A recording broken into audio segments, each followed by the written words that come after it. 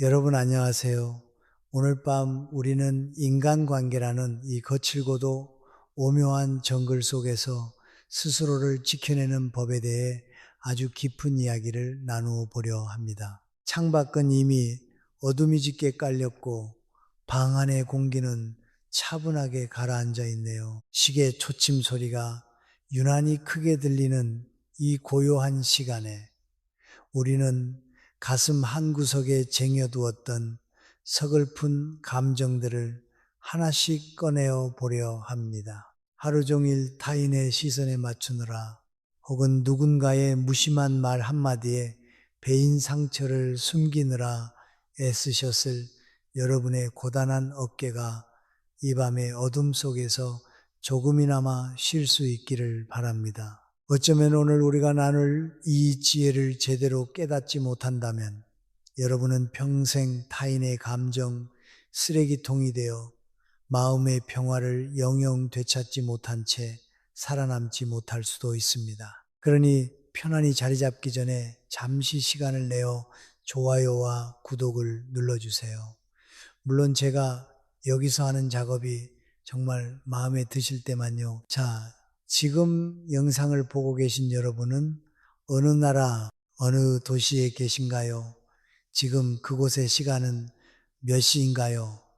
댓글로 여러분의 흔적을 남겨주시면 저에게 큰 힘이 될 것 같습니다. 자, 이제 불을 끄고 잔잔한 백색 소음을 위해 선풍기를 켜셔도 좋습니다. 오늘 밤의 여정을 함께 시작해 볼까요? 살다 보면 누구나 한 번쯤은 가슴 깊은 곳이 서늘해지는 경험을 합니다.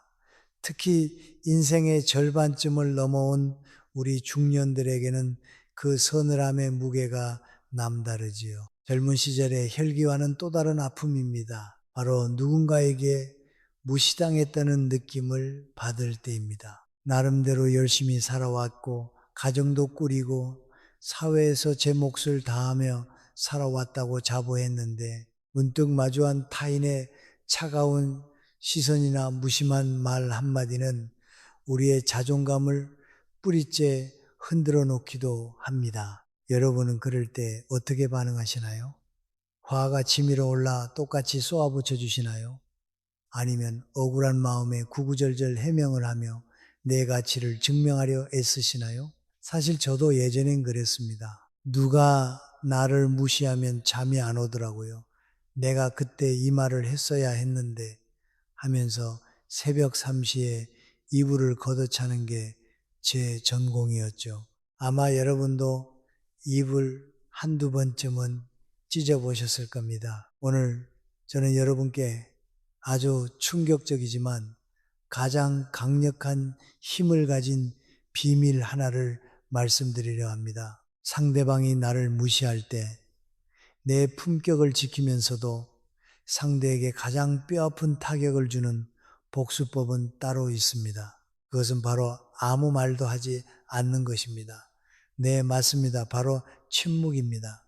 우리는 흔히 말을 잘해야 이긴다고 생각합니다. 나를 무시하는 저 사람의 입을 막기 위해 더 논리적이고 더 날카로운 말을 내뱉어야 한다고 믿습니다.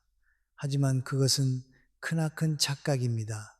화를 내거나 해명하는 순간 우리는 이미 진 게임을 시작하는 것과 다름없습니다. 왜 그럴까요? 내가 반응하는 순간 상대방은 나의 감정을 통제할 수 있는 리모컨을 손에 쥐게 되기 때문입니다. 이 심리적 메커니즘을 학술적으로는 아미그달라 하이제킹, 에미그달라 하이제킹이라고 부르기도 합니다. 상대의 무례함이라는 자극이 우리의 이성적인 전두엽을 거치지 않고 바로 공포와 분노의 뇌인 편도체를 장악해버리는 현상이죠. 우리가 버럭 화를 내는 건 사실 뇌가 납치당했다는 증거일 뿐입니다. 우리가 화를 내면 상대는 속으로 쾌재를 부릅니다. 아, 이 사람이 내 말에 흔들리는구나. 역시 내가 생각한 대로 수준이 낮구나 하며 오히려 자신의 우월감을 확인합니다. 반대로 우리가 간절하게 해명을 하면 상대는 우리를 더 아래로 내려다봅니다. 얼마나 인정받고 싶으면 저렇게까지 구차하게 설명을 할까 하고 말이죠. 이것이 바로 우리가 무시당할 때 절대 답하지 말아야 하는 이유입니다. 반응하는 순간 나의 가치는 상대의 손바닥 위로 올라가 버립니다. 사실 대왕고래는 바닷속에서 800km나 떨어진 동료와 의사소통을 할 수 있을 만큼 강력한 소리를 내지만 먹이를 사냥할 때는 철저히 고요를 유지한다고 합니다. 우리도 에너지를 쓸 때와 아낄 때를 알아야 합니다. 무례한 사람에게 내뱉는 말은 바닷물에 소금을 뿌리는 것보다 더 의미 없는 에너지 낭비니까요. 중년이라는 나이는 단순히 숫자가 늘어난 것이 아닙니다. 삶의 풍파를 견디며 만들어낸 단단한 껍질이 있어야 하는 나이입니다. 그 껍질은 타인의 말 한마디에 쉽게 금이 가서는 안 됩니다. 침묵은 지혜를 기르는 수면이다라는 격언이 있습니다. 우리가 침묵할 때 우리의 내면은 비로소 단단해질 기회를 얻습니다. 만약 여러분이 오늘 이 영상을 끝까지 보지 않으신다면 여러분은 앞으로도 누군가의 무례한 태도에 밤잠을 설치며 괴로워하게 될지도 모릅니다. 내가 그때 왜 그 말을 못했을까 하며 뒤늦은 후회를 하거나 혹은 하지 말았어야 할 말을 내뱉고 스스로의 품격을 깎아내리는 일을 반복하게 될 것입니다. 타인에게 휘둘리는 인생은 얼마나 고단합니까? 내가 내 삶의 주인인데 왜 저 사람의 말 한마디에 나의 하루가 망가져야 합니까? 생각해 보세요. 우리가 키우는 강아지도 자기 마음에 안 들면 고개를 획 돌려버리는데 왜 우리는 인간관계에서 그보다 못한 대우를 받으면서도 끝까지 붙잡고 설명을 하려 드는 걸까요? 혹시 여러분의 전두엽도 지금 누군가에게 납치되어 있는 건 아니겠죠? 걱정 마세요. 이 채널을 듣고 있는 동안은 안전하니까요. 오늘 제가 소개해 드릴 침묵의 기술과 스스로에게 던져야 할 4가지 질문을 가슴에 새기신다면 여러분의 인생은 오늘 이전과 이후로 완전히 나뉘게 될 것입니다. 중년의 품격은 남이 결정해 주는 것이 아닙니다. 무시당하는 그 찰나의 순간 내가 어떤 질문을 스스로에게 던지고 어떤 침묵을 선택하느냐에서 갈립니다. 지금부터 그 깊고 단단한 내면의 힘을 기르는 여정을 함께 시작해 보겠습니다. 이제 우리는 더 이상 누군가의 무례한 도발에 춤추는 인형이 아닙니다.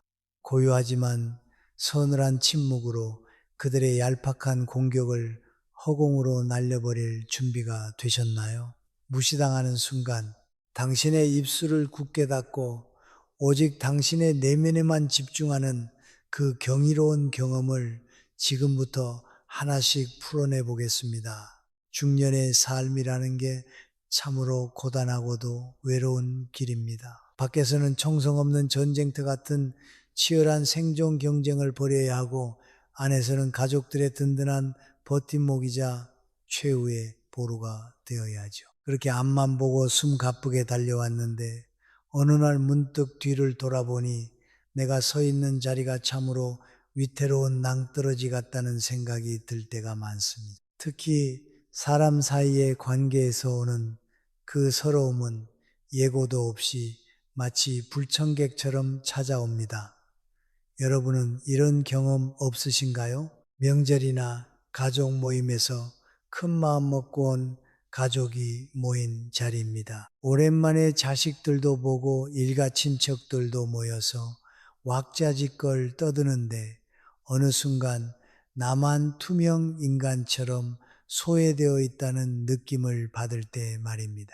아이들은 저희끼리 스마트폰만 들여다보며 킥킥거리고 있고 내가 한마디 거들려고 하면 아빠는 잘 모르시잖아요. 혹은 어머니, 그건 호랑이 담배 피우던 시절 이야기죠. 하며 말을 툭 잘라버립니다. 그럴 때 가슴 한 구석이 뻥 뚫린 것처럼 허전하고 서글퍼집니다. 내가 누구를 위해 이렇게 평생을 바쳤는데 정작 내 목소리는 이 집안에서 가장 작아져 있구나 하는 자주 섞인 한숨이 나오죠. 요즘 애들은 줄임말을 어찌나 쓰는지 저는 가끔 그들이 외계어를 구사하는 게 아닌가 싶습니다. 어제는 아들에게 알잘딱깔센이 뭐냐고 물어봤다가 아들이 한심하다는 듯 쳐다보는 눈빛에 제가 무슨 죄라도 지은 줄 알았습니다. 여러분, 모를 수도 있는 거 아닙니까? 제가 그 나이 때는 전 세계 수도를 다 외우고 다녔는데 말이죠. 이럴 때 보면 침묵은 지혜의 울타리이다라는 유대인들의 격언이 떠오릅니다. 차라리 묻지 말고 조용히 있었으면 제 품격이라도 지켰을 텐데 말입니다. 직장에서는 또 어떻습니까? 이제는 어엿한 중견 간부 혹은 최고참으로서 대우를 받아야 할 나이인데 새로 들어온 젊은 후배들의 눈빛이 예전 같지 않습니다. 업무 지시를 내려도 건성으로 대답하고 뒤돌아서서 자기들끼리 메신저로 쑥덕거리는 모습을 볼 때에 그 모멸감은 말로 다 표현하기 어렵습니다.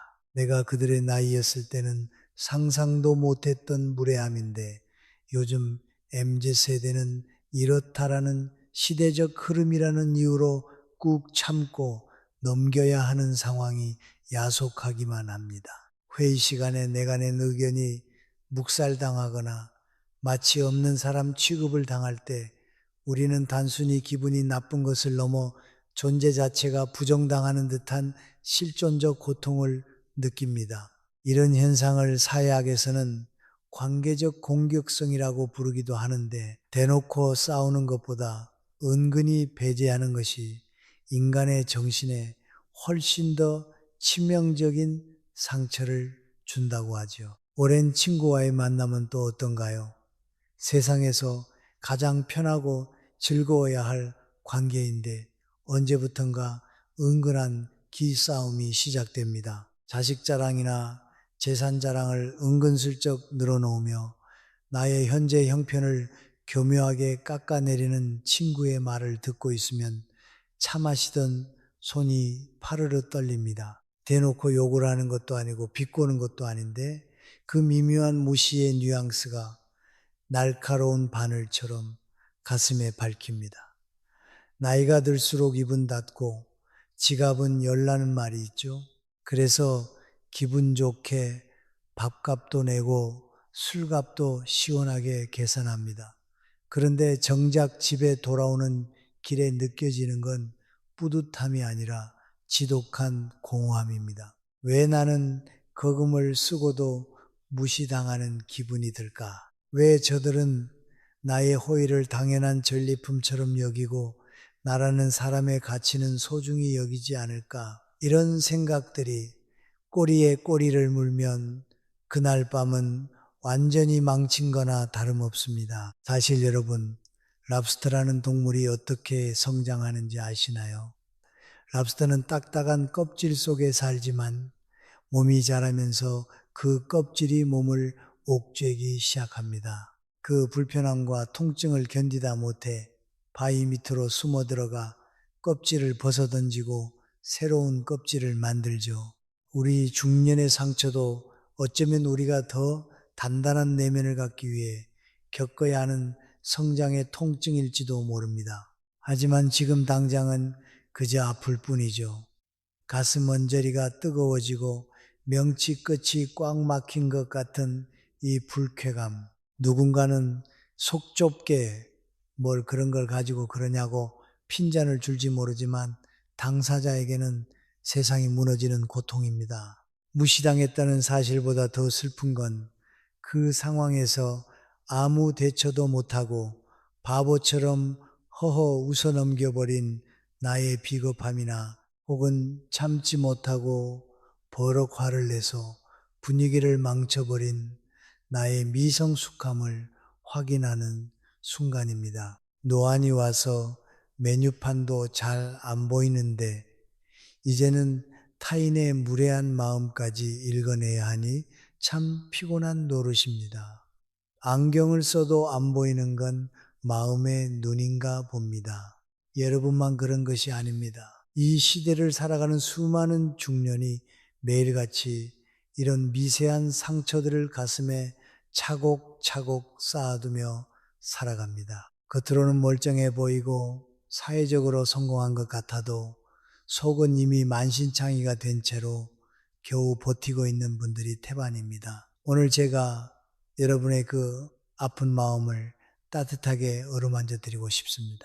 그 서러움은 결코 당신의 잘못이 아닙니다. 당신은 그저 최선을 다해 살아왔을 뿐이고 다만 우리가 그 무례한 상황을 어떻게 우아하게 다뤄야 할지 그 지혜를 잠시 잊었을 뿐입니다. 이제 우리는 그 서러움을 억지로 누르는 것이 아니라 그것을 승화시켜 최고의 품격으로 바꾸는 법을 하나씩 알아가야 합니다. 무시당했을 때 느끼는 그 뜨거운 열기를 나를 태우는 불이 아니라 내 내면을 단단하게 재련하는 용광로의 불꽃으로 바꿔야 합니다.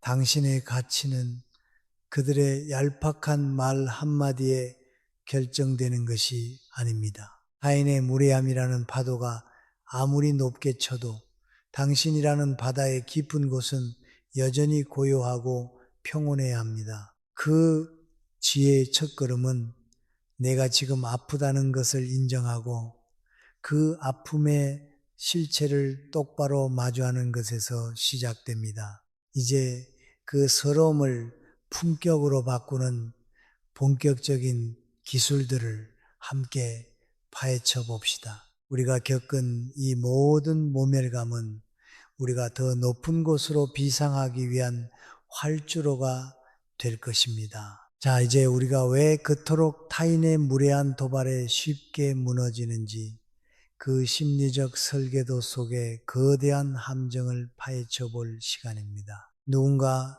나를 무시하는 순간 우리 뇌 안에서는 즉각적인 비상경보가 울려 퍼집니다. 수만 년 전 사바나 초원에서 맹수를 마주했을 때와 똑같은 생존 본능이 깨어나는 것이죠. 자존감이 위협받는다는 신호를 받으면 우리 몸은 싸우거나 도망치거나 둘 중 하나의 선택지를 강요받습니다.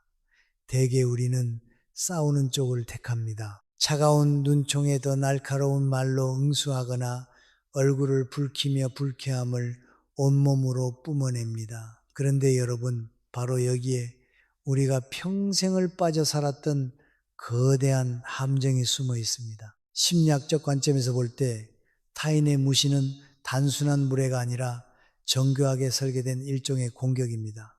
그 공격의 목표는 단 하나, 바로 나를 흔드는 것입니다. 그런데 내가 화를 내거나 당황한 기색을 내비치는 순간 그 공격자는 보이지 않는 승리감을 만끽합니다. 나의 감정이 그 사람의 손바닥 안에서 리드미컬하게 놀아나고 있다는 확실한 증거를 내가 직접 보여준 셈이니까요. 여러분, 혹시 집에 있는 TV 리모컨을 생각해 보세요. 전원 버튼을 누르면 화면이 켜지고 채널 버튼을 누르면 화면이 바뀝니다. 만약 내가 타인의 말 한마디에 버럭 화를 낸다면 나는 그 사람에게 나를 조종할 수 있는 리모컨을 통째로 넘겨준 것과 다름없습니다. 얼마나 억울합니까? 내 감정의 주인은 나인데 저 사람이 버튼 하나 눌렀다고 내가 펄쩍펄쩍 뛰어야 한다니요. 사실 저는 요즘 제 무릎 연골이 리모컨보다 더 제멋대로라 슬프긴 합니다만 제 감정만큼은 절대로 남에게 맡길 수 없습니다. 무례한 사람들은 무의식적으로 타인을 깎아내려 자신의 빈약한 우월감을 확인하려는 고약한 습성이 있습니다. 그들이 던진 미끼를 덥석 무는 순간 우리는 그들의 저급한 연극 속에서 그저 소모되는 조연이 되고 맙니다. 화를 내는 행위는 에너지를 밖으로 쏟아내는 일이지요. 하지만 슬프게도 그 에너지는 상대를 제압하는 데 쓰이지 않고 오직 나 자신을 파괴하고 소모하는 데에만 쓰입니다. 화를 내고 나면 뒷목이 당기고 심장이 쿵쾅거리며 손발이 떨리는 이유가 그것입니다. 상대는 멀쩡한데 나만 병원비 나오게 생겼으니 이보다 손해보는 장사가 어디 있겠습니까? 여기서 더 위험한 반응은 바로 억울한 마음의 해명을 하려 드는 것입니다. 내 진심은 이게 아니다. 나는 그런 의도로 말한 게 아니다라며 열심히 설명하는 모습은 제3자의 눈에 어떻게 보일까요? 안타깝게도 그것은 성숙한 어른의 품격이 아니라 선생님에게 잘못을 빌며 인정을 갈구하는 어린아이의 모습처럼 비칩니다. 학술적인 문구로 표현하자면 이러한 행위는 대인관계 역동의 상보성 원리, Principle of Complementarity in Interpersonal Dynamics에 따라 상대방의 지배적 위치를 더욱 공고히 해주는 하위적 반응일 뿐입니다. 해명은 근본적으로 저자세에서 나오는 방어 기제입니다. 당신의 평가가 나에게 너무나 치명적이어서 제발 나를 오해하지 말고 좋게 봐달라고 애원하는 꼴이죠. 무시하는 사람이 가장 원하는 반응이 바로 이것입니다. 당신의 자존감이 내 한마디에 좌지우지된다는 사실을 확인하며 쾌감을 느끼는 것이죠. 우리가 해명을 구구절절 늘어놓을수록 상대방은 속으로 비웃습니다. 아, 이 사람은 내가 조금만 건드려도 안절부절 못하는구나. 정말 다루기 쉬운 사람이네 라고 말입니다. 이것이 바로 반응의 함정입니다. 반응하지 않으면 그 무례함은 허공에서 흩어지는 먼지에 불과한데 우리가 반응함으로써 그 오물 같은 무례함에 생생한 생명력을 불어넣어주는 격입니다. 여러분, 문어는 심장이 3개나 된다고 합니다. 하지만 그 3개의 심장을 다 합쳐도 누군가의 무례한 말 한마디에 상처받은 우리 중년의 심장 하나를 당해내지는 못할 겁니다. 문어는 먹물이 나오기라도 하지 우리는 속만 타들어가니까요. 그렇다고 우리가 문어처럼 먹물을 쏠 수는 없지 않겠습니까? 대신 우리는 침묵이라는 더 강력한 무기를 써야 합니다. 분노를 이기는 가장 큰 치료제는 지연이다라는 로마 시대의 지혜로운 격언이 있습니다. 세월이 흘러도 변하지 않는 진리죠. 중년의 나이에 우리가 지켜야 할 것은 정답이 아니라 품격입니다. 품격은 외부의 자극과 나의 반응 사이에 넓은 공간을 두는 능력에서 나옵니다. 자극이 왔을 때 즉각적으로 튀어나가는 반응은 짐승의 본능에 가깝습니다. 하지만 지혜로운 사람은 그 자극을 잠시 머금습니다. 그리고 차분히 판단합니다. 이 반응이 나에게 이로운가? 아니면 저 무례한 사람에게 이로운가? 대부분의 즉각적인 분노와 해명은 상대에게 유리하게 작용합니다. 내가 아무런 반응도 하지 않고 가만히 있을 때 비로소 상황의 주도권은 나에게로 돌아옵니다. 그러면 상대는 당황하기 시작할 것입니다. 자신이 던진 공격에 예상했던 화나 당황함이 보이지 않으니 오히려 자신의 공격이 빗나갔음을 깨닫고 스스로 위축됩니다. 침묵은 단순히 입을 다무는 것이 아닙니다. 나의 가치를 당신의 저급한 평가라는 도마 위에 올리지 않겠다는 강력하고도 고요한 선언입니다. 사실 우리가 화를 내는 대상은 그 무례한 사람이 아니라 그 말에 흔들리고 있는 우리 자신일지도 모릅니다. 저 사람이 나를 무시하는 게 아니라 내가 내 가치를 그 사람의 말에 걸어버렸기 때문에 화가 나는 것이죠. 이제 그 리모컨을 뺏어옵시다. 상대가 무슨 버튼을 누르든 배터리 나갔는데요. 라고 말하는 듯한 무심한 표정으로 그들을 대해야 합니다.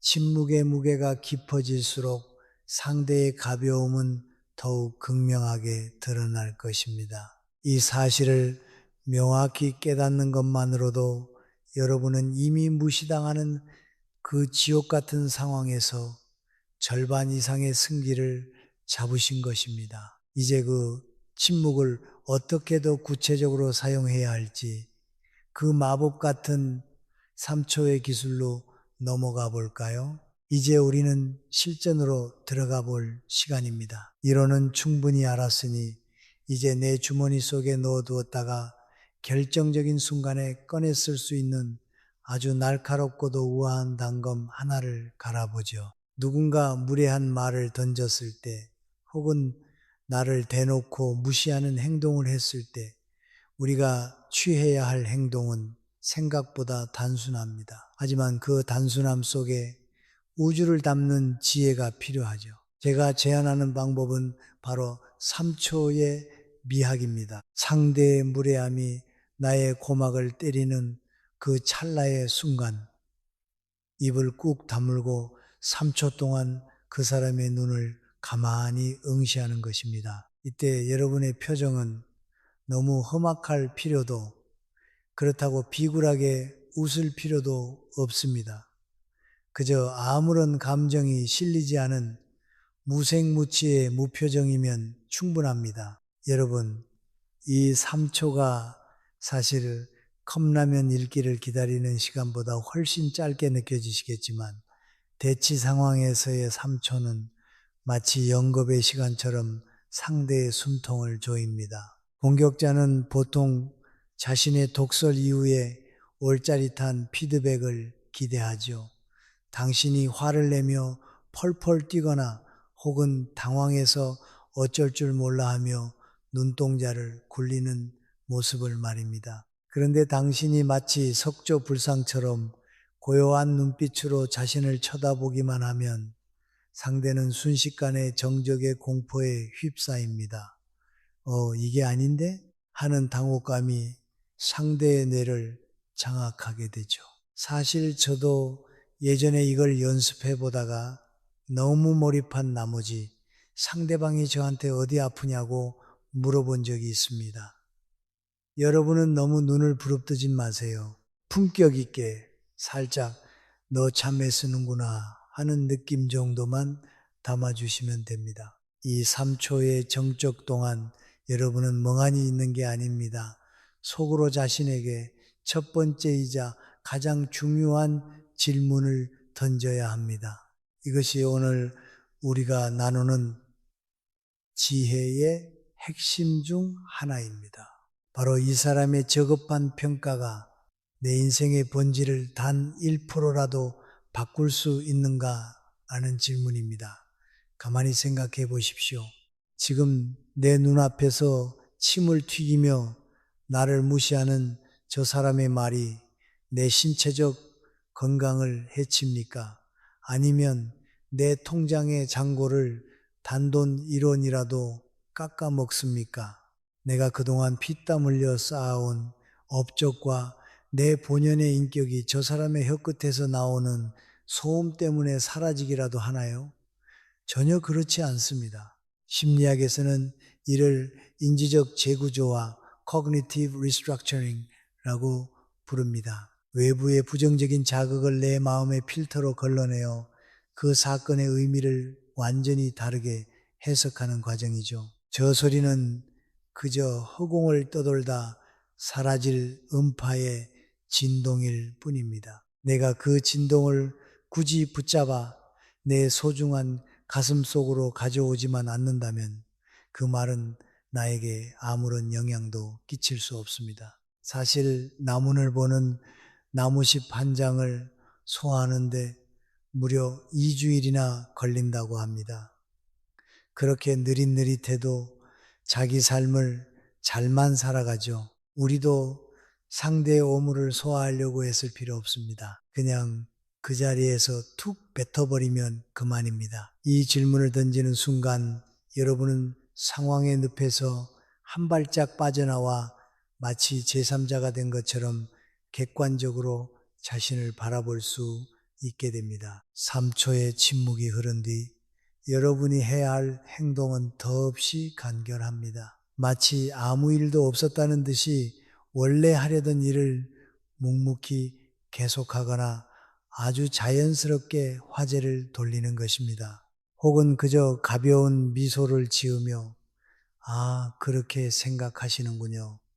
이 한마디만 하고 끝내십시오. 여기서 중요한 건 더 이상의 부연 설명을 절대로 하지 않는 것입니다.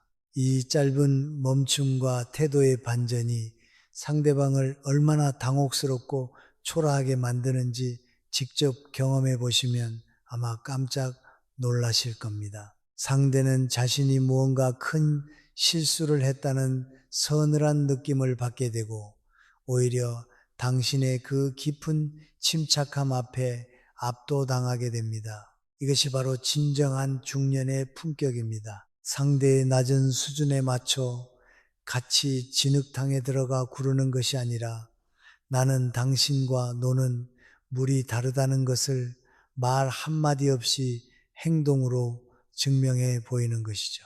말은요, 침묵은 금이다 라는 격언은 그냥 있는 게 아닙니다. 요즘 금값이 얼마나 올랐습니까? 함부로 그 귀한 금을 무례한 사람에게 내어주지 마세요. 가끔은 제가 3초를 세다가 하나, 둘, 다음이 셋이었나 하고 깜빡할 때도 있지만 그래도 괜찮습니다. 그 깜빡하는 시간조차 상대에게는 압박이 될 테니까요. 노안과 건망증도 가끔은 이렇게 무기가 될 수 있습니다. 이 작은 변화는 여러분의 소중한 자존감을 지키는 가장 견고한 방패가 될 것입니다. 물론 처음에는 쉽지 않을 겁니다. 30년 넘게 다듬어온 욱하는 성질이 입술 근처까지 마중 나와 있을 것이고 심장은 여전히 엔진처럼 쿵쾅거릴 수 있습니다. 하지만 괜찮습니다. 그럴 때마다 오직 3초만 기억하십시오. 하나, 둘, 셋. 그 짧은 시간 동안 질문의 보호막을 치고 나를 보호하십시오. 이 훈련이 거듭될수록 여러분은 타인의 어떤 무례함 앞에서도 호수처럼 평온을 유지할 수 있는 강력한 내공을 갖게 될 것입니다. 당신의 품격은 그 3초의 여유에서 시작됩니다. 이제 여러분은 공격당하는 사람이 아니라 침묵으로 상황을 지배하는 리더가 된 것입니다. 여기 한 남자의 이야기를 들려드리겠습니다. 우리 주변 어디에나 있을 법한 하지만 이제는 조금 특별해진 50대 중반 김 부장님의 이야기입니다. 김 부장님은 소위 말하는 좋은 게 좋은 거지라는 주의로 평생을 살아온 분입니다. 주변 사람들에게 늘 친절했고 모임에 가면 분위기를 띄우려 무진장애를 썼으며 밥값도 늘 먼저 계산하곤 했죠. 그런데 어느 날부터인가 자꾸 마음 한구석이 돌덩이를 얹은 듯 불편해지기 시작했습니다. 동창회 모임에서 한 친구가 대놓고 그를 무시한 것이 계기였죠. 너는 아직도 그 직장 다니냐? 돈도 별로 안 될 텐데 차라리 내 밑으로 들어와라 라는 식으로 농담 반 진담 반의 무례를 범한 겁니다. 예전 같으면 김 부장님은 허허 웃으며 야 이놈아 내가 돈 때문에 다니냐 의리로 다니지 하며 좋게 넘기려 했을 겁니다. 하지만 그날은 유독 그 말이 심장 깊숙이 밝히는 비수처럼 느껴졌습니다. 사실 고기도 비싼 걸 먹고 있었는데 그 말 한마디에 소고기 맛이 갑자기 고무 타이어 씹는 맛으로 변해버렸으니 얼마나 억울하겠습니까? 여러분, 소고기는 죄가 없는데 말이죠. 집에 돌아온 김 부장님은 분해서 잠을 이룰 수 없었습니다. 내가 그 친구한테 뭘 잘못했나? 내가 그렇게 우스워 보이나? 자책하기도 하고 다음 모임에서 어떻게 되받아쳐 줄까 하는 유치한 복수 시나리오를 새벽까지 쓰기도 했습니다. 그러다 우연히 제가 말씀드린 침묵의 기술을 접하게 되었고 그는 결심했습니다. 다음 모임에서 반드시 시험해 보기로 말이죠. 몇 주 뒤 다시 모인 자리에서 그 무례한 친구는 어김없이 김 부장님을 타깃으로 삼았습니다. 야, 요즘 경기도 안 좋은데 너희 회사는 성과급이나 제대로 나오냐? 우리 회사는 이번에 대박 났는데 말이야. 주변 친구들도 김 부장님의 반응을 살피며 묘한 긴장감이 흐르는 순간이었습니다. 김 부장님은 예전처럼 어색하게 웃거나 구구절절 해명하지 않았습니다. 대신 그 친구의 눈을 3초간 가만히 쳐다보았습니다. 아무런 표정 없이 말이죠. 순간 식탁 위로 차가운 정적이 흘렀습니다. 무례한 말을 던졌던 친구도 당황해서 눈을 피하더니 갑자기 술잔만 만지작거리더군요. 김 부장님은 속으로 질문했습니다. 이 친구의 무례함이 나의 근면했던 30년 직장 생활의 가치를 바꿀 수 있는가? 답은 명확한 아니오였습니다. 3초 뒤 김 부장님은 아주 차분한 목소리로 말했습니다. 경기가 어렵긴 하지. 그런데 너는 사업이 잘 된다니 다행이다. 그리고는 옆에 있는 다른 친구에게 어제 본 야구 경기 이야기를 꺼내며 자연스럽게 화제를 넘겼습니다. 친구들은 김 부장님이 로딩 중인 줄 알고 걱정했다가 그의 묵직한 대처에 내심 놀랐을 겁니다. 사실 그날 이후 놀라운 일이 벌어졌습니다. 무례했던 친구는 더 이상 김 부장님을 함부로 대하지 못했습니다. 오히려 먼저 전화를 해서 안부를 묻고 조심스럽게 대하기 시작했죠. 김 부장님은 깨달았습니다. 상대를 바꾸려 애쓸 필요가 없다는 것을요. 내가 변하니 세상이 나를 대하는 태도가 바뀐다는 진리를 말입니다. 이제 김 부장님은 더 이상 타인의 말에 밤잠을 설치지 않습니다. 그에게는 자신을 지키는 단단한 침묵과 질문이라는 강력한 무기가 생겼기 때문입니다. 여기서 우리는 더 깊은 내면의 질문들을 다뤄볼 차례입니다. 두 번째 질문은 이것입니다. 나는 지금 내 자존감을 타인의 입술 끝에 맡기고 있지는 않은가? 심리학에서는 이를 통제 소재, locus of control라고 합니다. 내 삶의 주도권이 내 안에 있는지 아니면 외부에 있는지를 묻는 것이죠. 타인의 칭찬에 구름 위를 걷다가 비난의 지옥으로 떨어진다면 당신의 자존감은 타인의 손에 들려있는 리모컨과 같습니다. 세 번째 질문은 더 아플 수 있습니다. 이 분노는 상대 때문인가? 아니면 내 안의 열등감 때문인가? 진정한 품격은 자신의 그림자를 인정하는 데서 시작됩니다. 상대방의 무례함에 유독 화가 치미는 순간이 있다면 혹시 그 말이 내가 숨기고 싶었던 약점을 건드린 것은 아닌지 살펴봐야 합니다. 인간은 감정에 의해 우는 유일한 동물이라고 하죠. 그 눈물이 나를 향한 자비가 될 때 우리는 성장합니다. 불교에는 여여루루하다라는 말이 있습니다. 있는 그대로의 상태가 흔들림 없이 계속되는 것을 뜻하죠.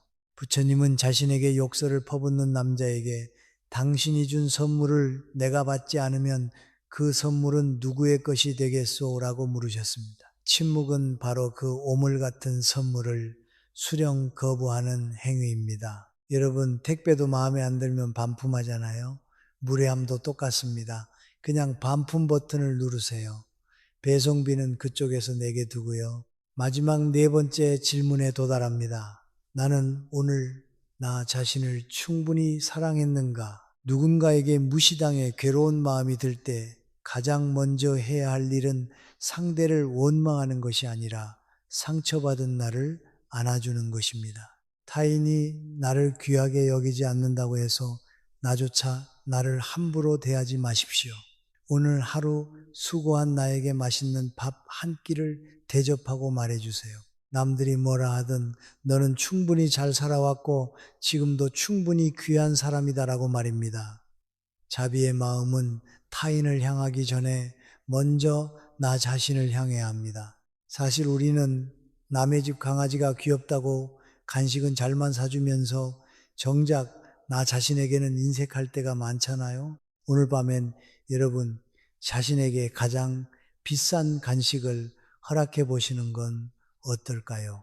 우리가 지금까지 나눈 이 4가지 질문은 여러분의 인생을 지키는 든든한 파수꾼이 되어줄 것입니다. 중년의 품격은 화려한 거칠애가 아니라 비바람 앞에서도 묵묵히 자기 자리를 지키는 고목 같은 단단함에서 나옵니다. 무시당할 때 답하지 않는 것은 결코 지는 것이 아닙니다. 그것은 나의 소중한 감정과 에너지를 가치 없는 곳에 낭비하지 않겠다는 가장 현명한 선택이자 이기는 전략입니다. 당신은 지금까지 수많은 고비를 넘기며 살아왔습니다. 그 세월만으로도 당신은 존경받아 마땅한 사람입니다. 타인의 얕은 생각과 가벼운 입술에 당신의 그 깊은 세월을 평가받게 두지 마십시오. 오늘 배운 침묵의 기술과 4가지 질문을 가슴에 새긴다면 여러분의 내일은 오늘보다 훨씬 더 평온하고 우아해질 것입니다. 여러분의 품격 있는 중년 생활을 진심으로 응원합니다. 이제 깊은 밤에 정적이 우리를 감싸 안고 있습니다. 오늘 우리가 함께 나눈 이야기들이 여러분의 지친 마음을 어루만져주는 작은 위로가 되었기를 바랍니다. 밖에는 보이지 않는 바람이 불고 세상은 여전히 소란스럽겠지만 여러분의 마음만큼은 호수의 깊은 속살처럼 고요하고 평온하게 머물렀으면 좋겠습니다. 오늘 밤 여러분이 잠자리에 들 때 누군가의 날카로운 말들은 모두 먼지처럼 흩어지고 오직 당신의 가치를 인정하는 따뜻한 온기만이 곁에 머물기를 진심으로 기원합니다. 무거운 짐은 이제 잠시 내려놓으세요. 당신은 존재만으로도 이미 충분히 아름답고 존엄한 존재이니까요. 부드러운 이불의 감촉에 몸을 맡기고 천천히 숨을 들이마시고 내뱉으며 오늘 하루를 평화롭게 마무리하시길 바랍니다.